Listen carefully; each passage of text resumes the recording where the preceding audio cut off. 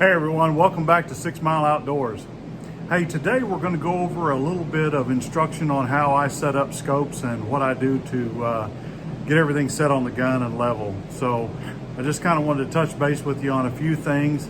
There's all different kinds of ideas on how to do this and what other people do and how you may go about doing it. I've heard all different techniques. One that I've actually used in the past that I no longer use anymore is kind of the plumb bob method, where I'd take a hook like you see back here on the wall and hang a string plumb bob off of it, get the scope set up so that whenever you shine a light through the scope, it kind of puts your reticles on the wall and you can kind of line it up with the string, the plumb bob string. I've since learned from an Army sniper that that's not exactly the right way to do it. He actually, a video that I watched, and I can't remember his name, I'll give him credit, I'll put it in the comments if I remember it, but he actually stated that doing it that way, he actually has found a few scopes that the reticle was not exactly squared up with the scope, okay? So we're gonna do all of our leveling off of the only square portion of the scope that we can trust, and that is right off the bottom. Let me show you what I'm talking about. So as your scope sits in your rifle like such, this is where this surface right here is what we're going to level off of. That's what your up and down turret runs off of, and so that's what we're going to use as well, and we're going to set the scope up like that. It's a little bit more difficult that way because we have to do a number of different steps, and one is we have to find out if that cap is square to the bottom of this. And so we're gonna go through that process real quick as well. And in a moment, I'm gonna have to take the phone down and just kind of hold it by hand and show you what I'm talking about to get some detail in here, but I just kind of want to talk you through it. But one of the things we're gonna use, a couple of new products that I purchased, and I'm gonna use this. This is called a 1-2-3 block. It's for machining. And if you've ever, they're not very expensive, and they're very accurate. They're ground so that this surface is exactly 1 inch wide, this surface is 2 inches wide, and this surface is 3 inches wide, and they're very accurate and have good 90-degree surfaces. These two surfaces are parallel, as well as these and these. So I've checked all this, I've got it set up. So anyway, I'm going to use these to help set the scope, and you'll see in a minute what I'm talking about. Here's the other thing. I've also got a little digital inclinometer. Okay, so that will tell you the angle that you've got it set at, and it's got a magnetic base to it, so basically it just sticks right to the 1-2-3 block, and we can set it up that way. Now, of course, to go along with that, I've also got levels that I've made. I bought these levels. I actually bought a bunch of levels off of Amazon, and I just kept testing levels, and all the bad ones I threw in the trash. And but you can get, like, I don't know, a dozen levels for $10 or something like that. But I kept testing them, turning them, and marking the sides that were accurate until I got some levels that were. Then I ordered precision ground parallel bar. Okay, so that's what that is, and it's precision ground, and I've got different size pieces of it that I can use, and so this kind of helps set on the scope. This I can kind of put in precarious places that, you know, like underneath the scope, to help set on the base of the rings, or even touch the bottom of the turret, the bottom of the scope. So different pieces that I use. Now I'm coming to you from behind the camera now, but for the most part, what I've got set up here is, you can see I've got one of the 1-2-3 blocks here. Now what we want to do is measure off the bottom. So I've taken this turret, and you can see it's kind of got this this locking indicator here, and so I have to kind of offset from that like so that I know I'm not setting against this, and that's what's hanging off that one side there. So what I have to do is take a measurement of the block, and then take a measurement on top of the cap, and if they don't match up, I have to keep rotating the cap until I can get a match on top of the turret. I'll rotate it about 90 degrees each turn and just keep doing that until I get a match. So I basically got this set up now, and it doesn't really matter that it's exact. You're probably never going to get the digital exact, but as you can see, my table is nearly level, but not 100%. It's bouncing anywhere from, 0.05 to 0.15. And so whenever I transfer this over to this scope, I've already turned the turret on it. And so when I transfer it over, I've got to hold the scope level as I do this. And whenever I do hold the scope level,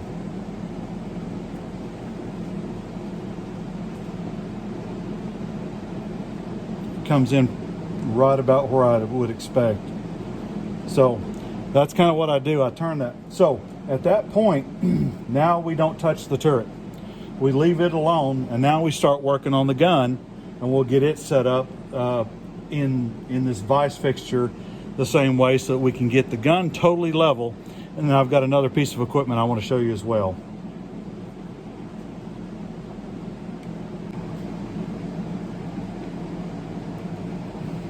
All right, so as you can see, what we've done is I put in the wheeler gauges here in these rings. These rings are already mounted.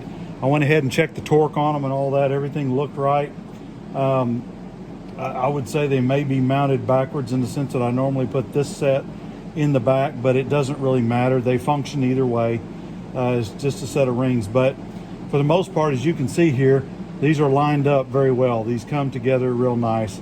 I always check these type of rings. It's sometimes difficult to get the dovetail ring set exactly right, but nonetheless, when you do get them right, they're probably one of the best set of rings out there. But toying with them, you got to work on that a little bit. But here's the next step of the process. We are going to level the gun next, and here is going to be the key feature. I'm going to use this particular level here. This clamps to the barrel, and we get everything set level with both our little digital gauge and our bubble levels and all that. Then we set this particular unit so that clamped to the barrel, it doesn't move and it stays. We can always recognize the level on this bubble. So we know if we bump something or whatever, we can just take it right back to level because that's what we already had. So anyway, that's going to be key for our next steps here. So stick with me. Now, as I go through and do this, I'm going to use this. You can't really read what I'm seeing, but I'm going to set it up to be level right off the top of this, the level part of this base right here.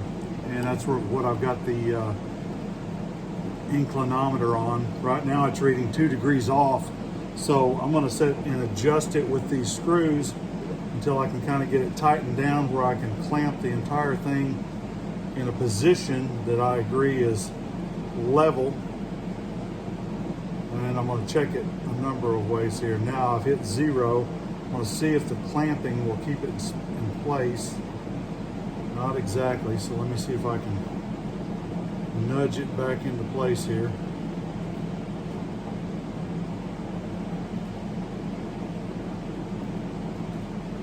Now right there we're at 0. So I'm going to check a couple of other places, like right here on top of the rings, and that is close. Let me go back here again. Yeah, we're still at 0 there. On the rings we're at 0 here. Okay, so now we're at 0 there, and we're at 0.1 degree there. So the rings are level. We're not really going to level the gun in this particular direction because it really doesn't matter that much whether it's leveled that way or not.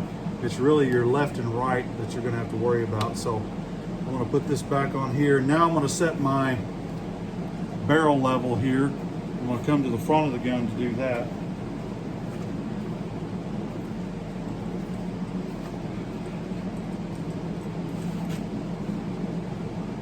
Open this up and slide it over the barrel, and then I'm just going to tighten it down right where it's at and then start making adjustments. It's got a nut here that you can turn and it levels the bubble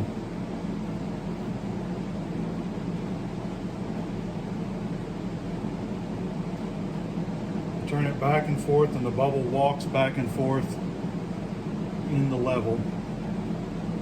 So now I'll kind of show you what this looks like. So you can see we've got it leveled up there.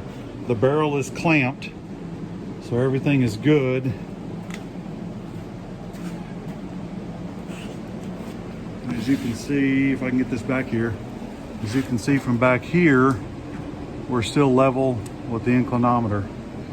So let me set this down to keep from making everybody sick. Okay, good deal. So now we have everything leveled up, and we're ready to set the scope in and start setting that up as well. We've already checked this scope. We already know what's level. So what I'm going to do is I'll set it in here. I like to have plenty of eye relief in this direction. Unfortunately, you can tell these scopes had been taken off and sent back for remanufacturing to Burris, and so you can almost tell where they had been mounted before, which is actually right about there, which actually looks real good. You can faintly see the scope marks on that as well. So I'm going to go ahead and put the inclinometer right on top here, and I'm just going to gently turn the scope, and this tells me which way to go, by the way, on the inclinometer. So I'm gently going to turn the scope until it comes to 0.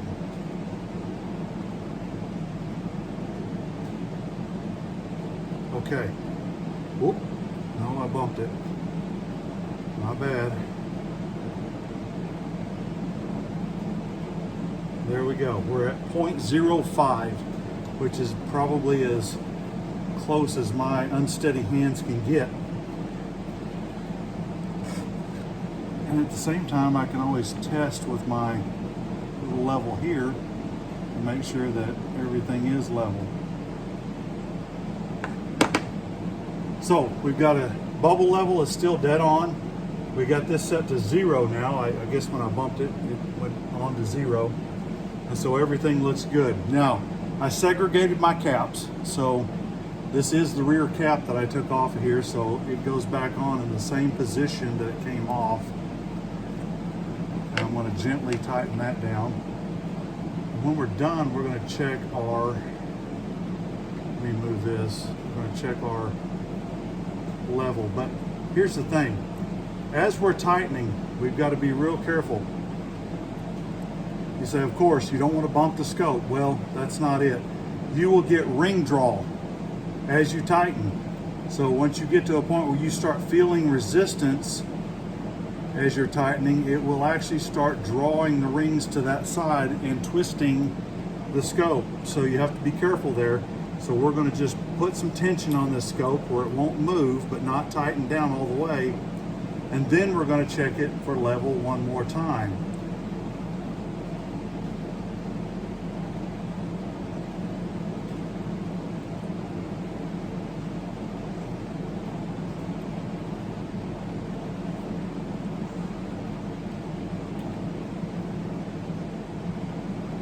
All right, let's check it again. We're still dead 0 right there, so I'm going to stop this, go get my torque wrench, and I'll show you what we're going to do next.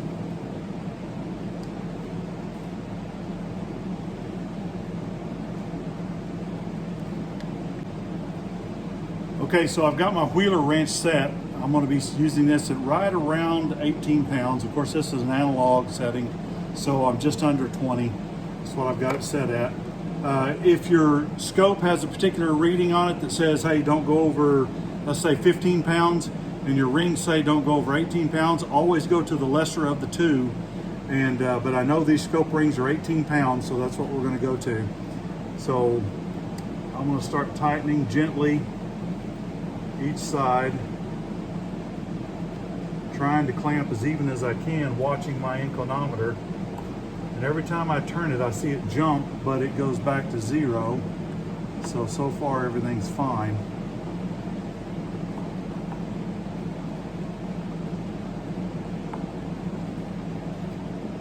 I just keep going back and forth.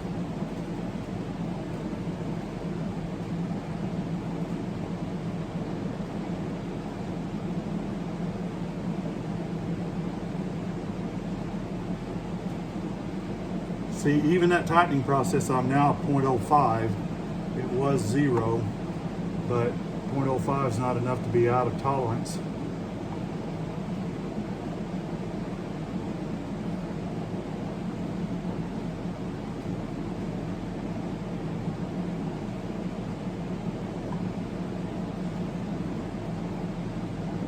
Okay, now we're going to go ahead and put the final tightening on, and I'm going to set the torque. So you'll hear the click.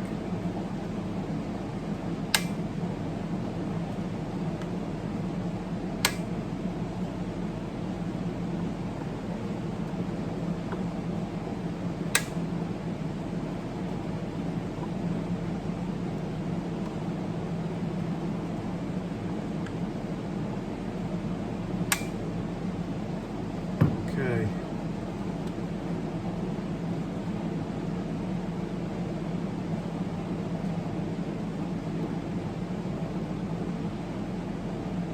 See, even that setting right there, I'm at 0.1. So just torquing the rings down can cause a little bit of pull. Of course, I'm putting tension on the gun, and it's not, 100% going to stay in place every time, but assuming it did. But nonetheless, it didn't move enough to cause any issues. So that's what we're going to do. So doing this process will kind of ensure that your scope stays in a vertical alignment. Now, why do you want that? Because as you're adjusting your scope up and down inside here, what's going to happen is it's got a track. And if you ever do a tall target test and you test shooting as you've turned the turret so many MOA, in this case this is an MOA turret, you turn it so many MOA as you're going up the tall turret test, you'll see your bullet start walking off to the left or right. You know your scope is not level.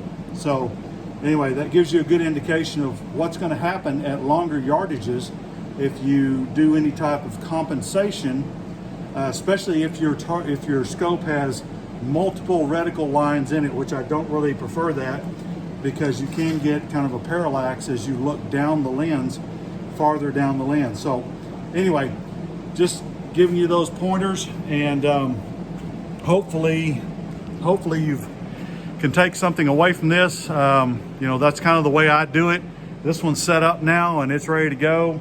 As you can see, I got everything set back to, I don't know if you can see that, but that's a 0 setting on that. I don't know if it's coming in or not, but anyway, just letting you know what's going on, how I do this. And so anyway, if you have any questions, feel free to throw them in the comments, hit me up, whatever we can do. If you need some tips or pointers or something like that, I'm always available. So nonetheless, hey guys, I appreciate you watching. If you like what I'm doing, you know what to do. Hit the like, do all that, ring the bell. Hey, tell everybody about it, comment, blah, blah, blah. And appreciate you being here. God bless. Love each and every one of you. See ya.